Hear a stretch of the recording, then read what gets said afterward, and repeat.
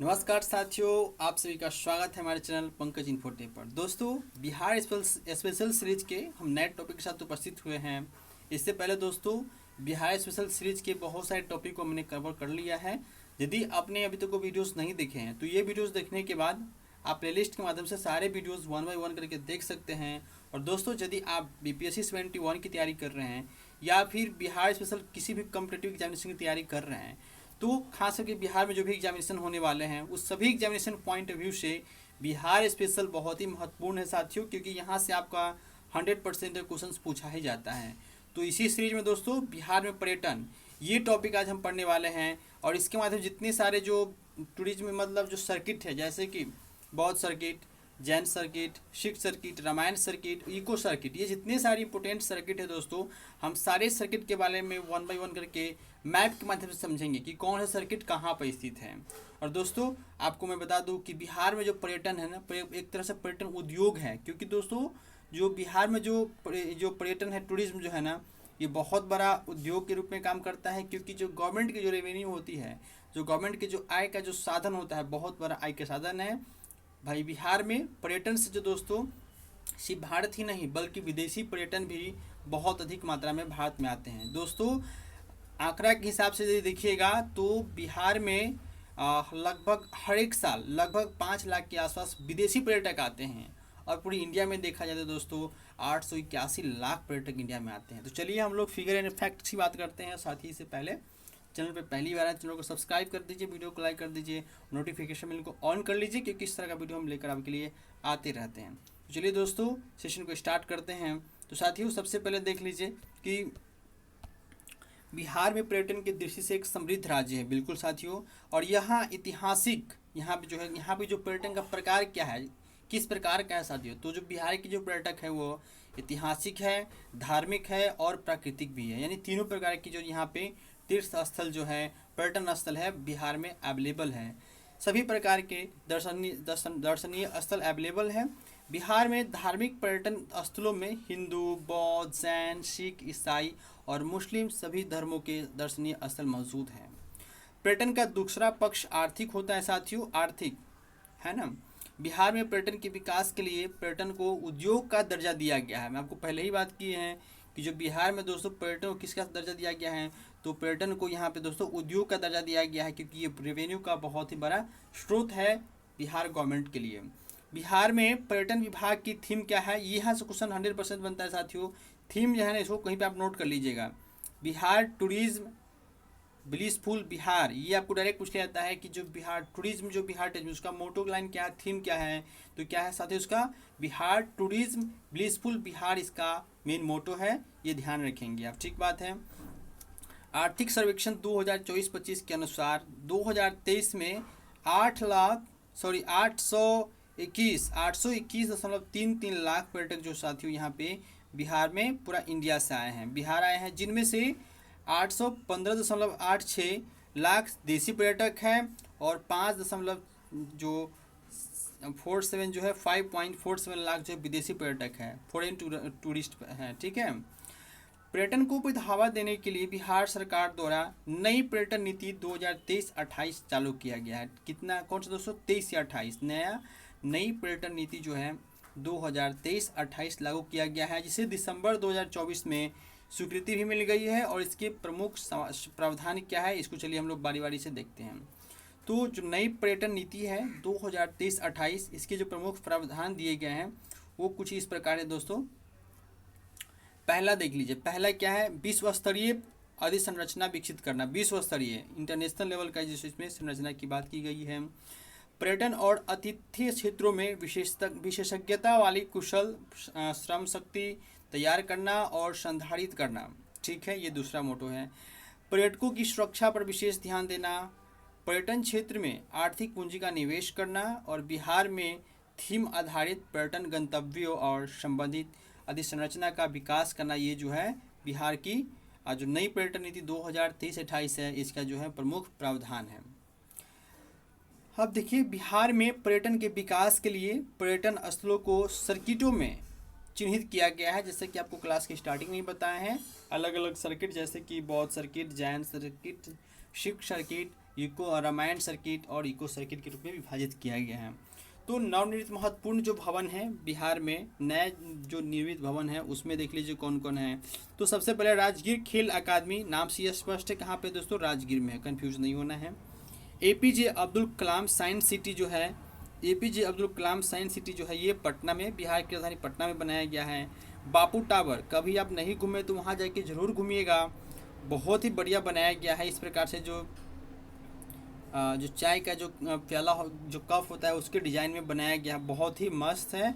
गांधी जी की पूरी जीवनी को 3D के माध्यम से भी दिखाया गया है और उससे संबंधित जितने सारे आंदोलन हुए सबको दिखाया गया है। आप जाकर जरूर देखिए बापू का टावर पटना में जा कर के। अगला है बिहार पशु विज्ञान विश्वविद्यालय, है ना, बिहार एनिमल साइंस यूनिवर्सिटी कहाँ पे है, पटना में ही है। और बुद्ध सम्यक दर्शन संग्रहालय जो है ये वैशाली में है, इस चीज़ को ध्यान रखिएगा। और ये भारत का सबसे ऊंचा स्टोन स्तूप है, कौन, बुद्ध सम्यक दर्शन संग्रहालय जो है वो भारत का सबसे ऊंचा स्टोन स्तूप जो कि वैशाली में, इसको भी ध्यान रखिएगा। अब चलिए हम लोग 1 बाय 1 करके जितने सारे सर्किट है बिहार में वो सर्किट देखते हैं, ठीक है साथियों। ये सर्किट कौन कौन कहाँ पे है इसको देख लेते हैं। चलिए, तो सबसे पहले आप इसके बारे में जान लीजिए कि जो बौद्ध सर्किट है, जो बौद्ध सर्किट है ये बौद्ध धर्म के सभी उच्च महत्व वाले पवित्र स्थलों को इनमें स्थान दिया गया है। जैसे कि जहाँ भगवान बुद्ध का जन्म हुआ, उन्हें ज्ञान की प्राप्ति हुई और अपने उद्देश्य दिए उन्हें स्तूप आदि के रूप में दिखाया गया है। तो चलिए एक एक स्तूप जो है, एक एक जो बौद्ध सर्किट है आपको हम मैप के माध्यम से समझाते हैं कि बिहार के कौन कौन से डिस्ट्रिक्ट में कौन कौन से प्लेस पे बनाए गए हैं। तो सबसे पहले देखिए दोस्तों, यहाँ पे आप जब देखिएगा तो ये जो है लोहरिया नंदनगढ़, यहाँ पे देखिए ये बुद्ध स्तूप और अशोक स्तंभ यहाँ पे 2 है, ठीक है। और यहीं पे वाल्मीकि नगर भी है, वाल्मीकि नगर कहाँ पे, पश्चिम चंपारण में, ध्यान रखिएगा। और वहीं के रामपुर जो है, रामपुर में अशोक स्तंभ भी बनाए गए हैं और ये भी आपका पश्चिम चंपारण में है। इसके बाद अरेराज में अशोक स्तंभ है और केसरिया में भी बुद्ध स्तूप है, केसरिया में बुद्ध स्तूप है। और दोस्तों पटना में देखिए बहुत सारे हैं, जैसे कि बुद्ध स्मृति पार्क, चेचर बुद्ध स्तूप, कुम्हरार, पाटलिपुत्र कर्णा स्तूप, आगम कुआ और पटना म्यूजियम, ये पटना का प्रमुख जो स्थल है, इसको ध्यान रखिएगा। आप देख लीजिए वैशाली, पटना से सटा वैशाली है। तो वैशाली में कौन कौन से है, तो वैशाली में आपको साथियों अभिशेष पुष्करणी है, अशोक स्तंभ है, विश्व शांति स्तूप तो आपको राजगीर में भी है और यहाँ भी है, राजा विशाल का गढ़ है और बुद्ध रेलिक स्तूप भी आपको यहाँ पे वैशाली में मिलेगा। नालंदा में दोस्तों, नालंदा में कौन कौन से है, तो नालंदा में नालंदा यूनिवर्सिटी ऑफ शेष है, आर्कियोलॉजिकल म्यूजियम है, ह्वेनसांग मेमोरियल हॉल भी है। तो ये हो गया नालंदा का। भागलपुर में एक है विक्रमशिला यूनिवर्सिटी, ठीक है, विक्रमशिला यूनिवर्सिटी ही, अब विक्रमशिला रिसर्च जो डॉल्फिन रिसर्च सेंटर है वो भी आपका भागलपुर में ही है। राजगीर में देखिए विश्व शांति स्तूप, वेणुवन, घोड़ा कटोरा झील, पिपला और सप्तपर्णिक गुफा भी यहीं पे है राजगीर में। राजगीर जाइएगा दोस्तों तो वहाँ का जो जू सफारी है वहाँ भी आप घूम सकते हैं, विश्व शांति स्तूप भी घूम सकते हैं, घोड़ा कटोरा झील भी जा सकते हैं। तो ये सारे प्लेस पे जो घूमिएगा आपको, तो आपको नेचुरल दृश्य देखने में काफ़ी ही अच्छा लगेगा। इसके लिए मैंने एक अलग से ब्लॉग वीडियो भी बनाया हुआ है, उसका भी प्लेलिस्ट बना, वहाँ से जाकर के आप देख सकते हैं। गया जी में दोस्तों, गया जी में कौन सा है, तो गया जी में डुंगेश्वरी पहाड़ी एवं गुफा है, गया जी में डुंगेश्वरी पहाड़ी एवं गुफा है आपको गया जी में, ठीक बात है। अब देखिए बोध गया में कौन कौन से प्लेस हैं जो कि बुद्ध से संबंधित है, भगवान बुद्ध से संबंधित है। तो पहला है अनिमेष लोचन स्तूप, ठीक है, ये भी बोध गया में ही है। महाबोधि मंदिर, महाबोधि पेड़ और सुजाता स्तूप, और अंत में दोस्तों 80 फीट बुद्ध स्मृति भी यहाँ पे दिया गया है, ठीक है। तो ये सारे प्लेस पे जब भी आप बोध गया जाइए सारे जगह पे जरूर घूम लीजिए, क्योंकि जब घूमते हैं तो आपको अच्छा फील होता है। और एक बच गया हमारा जहानाबाद, तो जहानाबाद में क्या है दोस्तों, लट स्तूप है और बराबर की गुफा है, ठीक है, ये ध्यान रखिएगा। जहानाबाद में लट स्तंभ है और बराबर की गुफा है। तो ये जो दोस्तों आपने मैप के माध्यम से देखा, ये सब जो है बुद्ध सर्किट मैप एक दूसरे से कनेक्टेड है। तो बुद्ध सर्किट से ये सारे प्लेस को आप ध्यान रखिएगा। अगला सर्किट है साथियों जैन सर्किट, बुद्ध सर्किट के बाद देख लीजिए जैन सर्किट। चलिए, तो जैन सर्किट बिहार बिहार जो है 12वें तीर्थंकर वासुपूज्य और 24वें तीर्थंकर महावीर स्वामी का पवित्र जन्म स्थल है। बिहार में जैन धर्म से जुड़े कई धार्मिक पर्यटन स्थल मौजूद है। देखिए कभी कभी आपको ये भी पूछ लिया जाता है कि कौन कौन से जो तीर्थंकर हुए जिनका जन्म बिहार में हुआ, तो ध्यान रखिएगा 12 एंड 24 है ना, 12 दूना 24। तो 12वीं और जो 24वें जो तीर्थंकर थे इनका जन्म बिहार में ही हुआ है, इस चीज़ को भी ध्यान रखिएगा। अब चलिए 1 बाई 1 करके जैन सर्किट मैप हम देखते हैं। तो सबसे पहले आप आइए चलिए वैशाली में देखते हैं। तो वैशाली में एक है वासुकुंड जैन मंदिर, कहाँ पे दोस्तों, वैशाली में है वासुकुंड जैन मंदिर, ठीक है। उसके बाद भागलपुर में देखिएगा साथियों, तो भागलपुर में जो है, भागलपुर में आपका यहाँ पे दो है, वासुपूज्य जिनल्या और श्री चंपापुर दिगंबर जैन सिद्ध क्षेत्र जो है आपका भागलपुर में है। बांका में देखिएगा तो बांका में जैन मंदिर मंदार पहाड़ी पे ये है, जैन मंदिर कहाँ पे है, बांका में मंदार पहाड़ पे आपका जैन मंदिर है, ठीक है। सिकंदरा में देखिएगा, सिकंदरा में आपको जैन मंदिर लछुआर में आपको मिल जाएगा। और ये जो सिकंदरा है ना दोस्तों, सिकंदरा जो आपको पड़ता है आपका जमुई में है, ठीक है। ये जो सिकंदरा देख रहे हैं आप, ये जमुई वाले एरिया में है। उसका देखिए नवादा में कौन सा है, नवादा में एक है गिनावजी मंदिर है नवादा में, ठीक है। उसके बाद आप देखिए पावापुरी में देखिए दो है, जल मंदिर और श्वेतांबर जैन है। यहाँ पे पावापुरी में आपका जल मंदिर भी है और श्वेतांबर भी है। उसके बाद दोस्तों राजगीर में देखिए, राजगीर में कौन कौन से हैं, नौलखा मंदिर है, स्वर्ण भंडार गुफा है और मनियार मठ है और विरायतन भी है और दिगंबर जैन मंदिर भी आपका यहीं पे है, तो इसको भी ध्यान रखिएगा। और इसके साथ नालंदा में जैन मंदिर कुंडलपुर भी है, जैन मंदिर कुंडलपुर कहाँ पे, नालंदा में है। जैन मंदिर कुंडलपुर कहाँ पे दोस्तों, तो ये आपका नालंदा में है, इसको ध्यान रखिएगा। और एक यहाँ पे देखिए आरा में, आरा में कौन सा है, तो आरा में दो है, एक है आपका मशाड जैन मंदिर और दूसरा है चंद्र प्रभु जैन मंदिर, यहाँ पे हो जाएगा दो। आरा में दो है, कौन कौन से दोस्तों, मशाड जैन मंदिर आरा और चंद्र प्रभु जैन मंदिर आरा, ये दो यहाँ पे ध्यान रखिएगा, ठीक है। तो ये कुल मिलाकर के आपका कौन सा था, जैन सर्किट। तो हम अभी तक दो देख लिए, बौद्ध सर्किट देख लिए और जैन सर्किट देख लीजिए। इसी कड़ी में चलिए अगला सर्किट क्या है, अगला सर्किट है सिख सर्किट। तो सिख सर्किट साथियों, बिहार के सिख धर्म, बिहार सिख धर्म के 10वें गुरु गोविंद सिंह का जन्मभूमि रहा है। और इसके अतिरिक्त सिख धर्म के प्रथम गुरु नानक देव एंड 9वें गुरु तेग बहादुर, जो कि 10वें गुरु गोविंद सिंह जी के पिताजी थे, तो उन्होंने भी बिहार की यात्रा किए थे। यानी कुल मिलाकर के सिख के 3 गुरु कौन कौन से, पहले 9वें और 10वें 3 जो सिख गुरु है उनसे संबंधित है बिहार, जिसमें से सिख के 10वें गुरु गोविंद सिंह का जन्म स्थल है बिहार। चलिए तो हम आप सिख सर्किट देख लेते हैं कि कौन कौन से सिख सर्किट हैं। तो पटना में बहुत सारा सिख सर्किट है, तो सबसे पहले पटना देख लेते हैं। तो पटना में सबसे पहला है गुरुद्वारा, जो कि कंगन घाट में पड़ता है। गुरुद्वारा बाल लीला मैनी संगत है। गुरुद्वारा गाय घाट, तख्त श्री हरमंदिर जी पटना साहिब, यहाँ से क्वेश्चन पूछा गया था 17वीं बीपीएससी में कि तख्त श्री जो हरमंदिर है पटना साहिब ये कहाँ पे है, पर तो पटना में है, याद रखिएगा। गुरुद्वारा का बाग और प्रकाश पुंज भी है, ये पटना में। तो ये पटना में प्रमुख जो है सिख सर्किट है, देख लीजिए आप। लक्ष्मीपुर में कौन सा है, तो गुरुद्वारा तेग बहादुर ऐतिहासिक जो है ये आपका लक्ष्मीपुर में है। लक्ष्मीपुर आपका ये जो है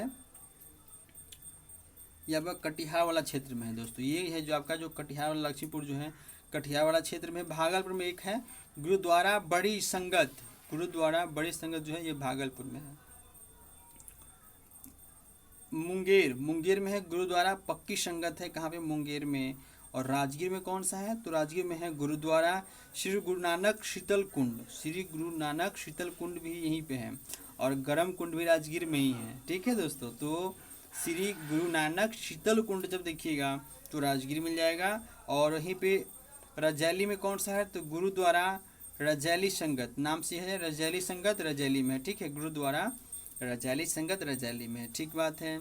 और गया में देखिए, गया जी इसका नाम हो गया है, तो यहाँ पे गुरुद्वारा श्री गुरु तेग बहादुर, तो श्री गुरु तेग बहादुर जो है 9वें गुरु, सिख 9वें थे, तो उनका यहाँ पे कहाँ है, ये गया डिस्ट्रिक्ट में है। और गुरुद्वारा रंजैली संगत रजैली में है। अब देख लीजिए ये जो सासाराम है, सासाराम जो है दोस्तों यहाँ पे चाचा फगू मल इनके द्वारा यहाँ पे गुरुद्वारा है सासाराम में, ठीक है। और इसके अलावा एक यहाँ और बच गया दोस्तों गुरुद्वारा हंडी साहब, ठीक है। तो ये यहाँ ये बच गया, तो ये भी आपका यहाँ पे है। तो इस प्रकार से दोस्तों जो जैन सर्किट, बौद्ध सर्किट और सिख सर्किट देख लीजिए। अब आगे हम लोग देखते हैं रामायण सर्किट। रामायण सर्किट जो दोस्तों ये हिंदू धर्म और सनातन धर्म के विकास में बिहार का उल्लेखनीय योगदान रहा है।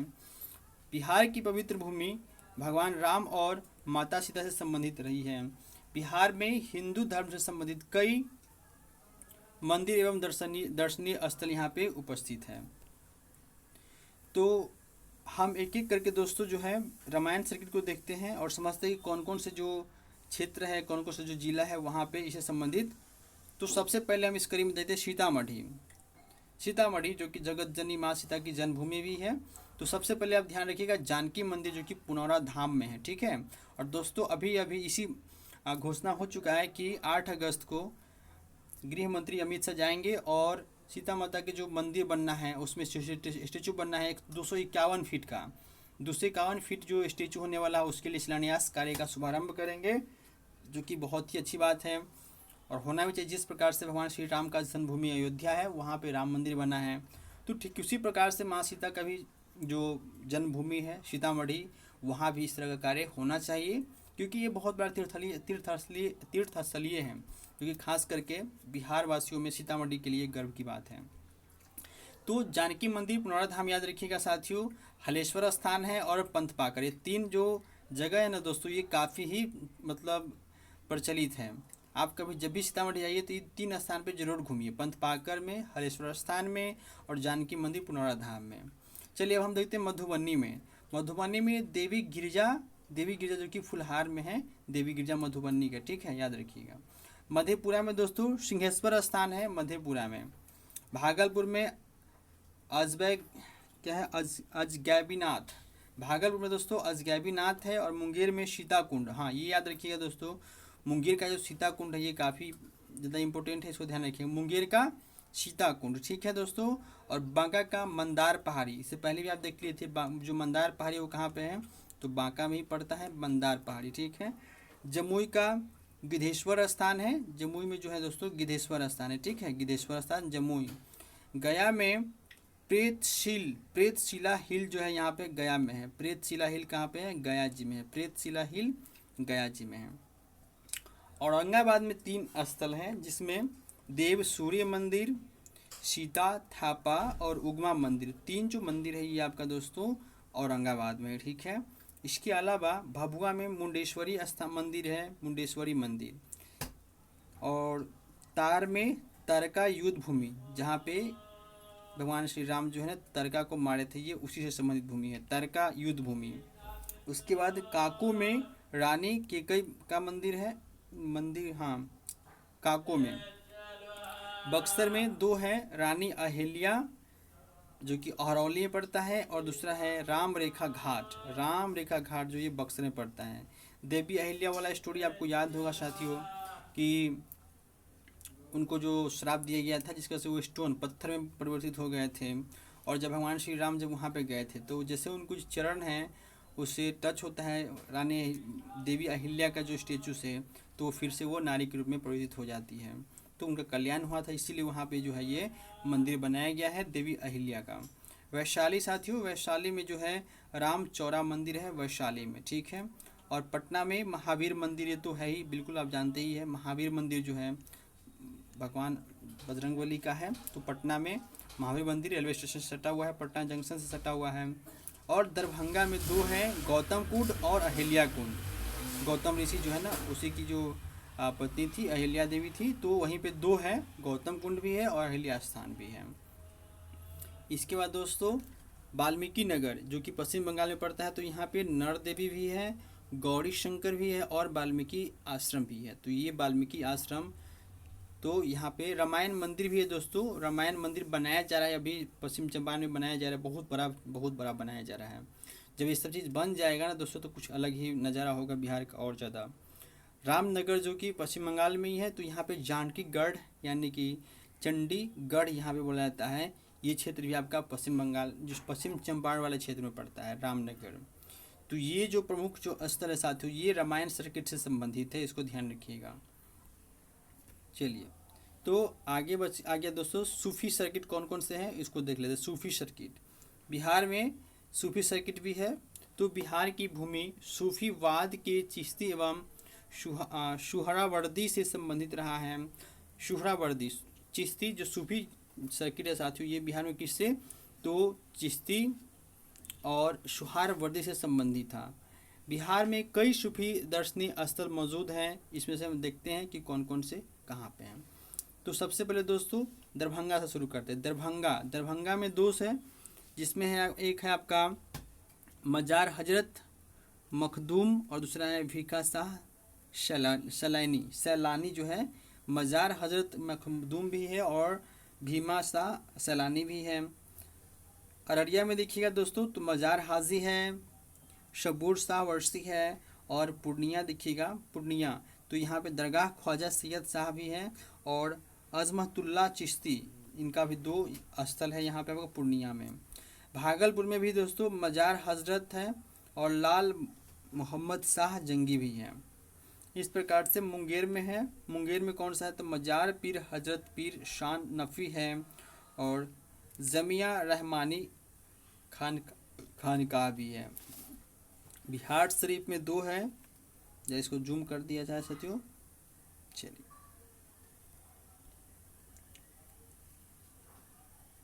बिहार शरीफ इब्राहिम बया मकबरा है और बड़ी दरगाह छोटी दरगाह भी है। वहीं औरंगाबाद में अमजर अरीफ दरगाह है। वहीं सासाराम में शेर शाह सूरी का मकबरा, ये ज़्यादा इंपॉर्टेंट है। शेर शाह सूरी का मकबरा सासाराम वाला बहुत ही इंपॉर्टेंट है, इसको ध्यान रखिए। बक्सर का दरगाह दरिया और शाह बाबा यहाँ पे बक्सर में। वहीं छपरा में कुंवारे पीर बाबा दरगाह है और मनेर शरीफ दरगाह यहाँ पे छपरा में है। सिवान में हसपुरा दरगाह है, हसपुरा, और मोतिहारी में वतक मियाँ अजारी मज़ार है। वतक मियाँ अजारी जो अशारी मज़ार है कहाँ पे, मोतिहारी में है। और मुजफ्फरपुर में दोस्तों, मुजफ्फरपुर में दरगाह हज़रत दाता और कंबल शाह चिश्ती है। ठीक है, तो ये जो कुछ प्रमुख स्थल हैं सूफी सर्किट से है उसको आप ध्यान रखिएगा। इसी कड़ी में अगला दोस्तों जो कि इको सर्किट है, इको सर्किट देख लीजिए क्या है। बिहार प्राकृतिक छटा, जैविक विविधता एवं मनभावक पर्यावरणीय दृश्यों से परिपूर्ण स्थल है। यहाँ पहाड़, झरने, हरियाली के मनभावक दृश्य भी मौजूद हैं। बिहार में बहुत सारे प्राकृतिक रूप से भी संपन्न हैं।